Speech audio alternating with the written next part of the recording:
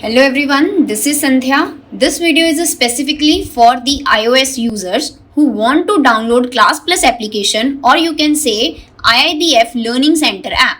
For this, my friends, firstly you need to go to App Store. There you have to search My Institute app.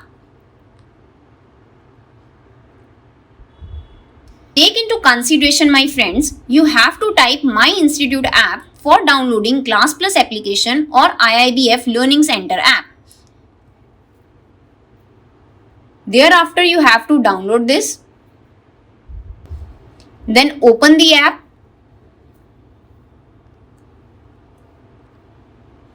Here, my friends, you have to verify your organization code. The organization code is the same for everyone. You have to apply the organization code, that is GEGKT,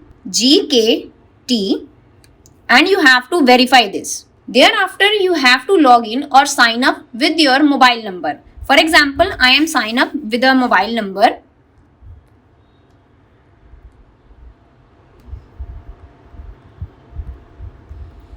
Thereafter, you have to proceed it securely. And my friends, you have to enter the OTP here within a particular period of time. And here you have to enter your name. Then you have to click Let's Get Started.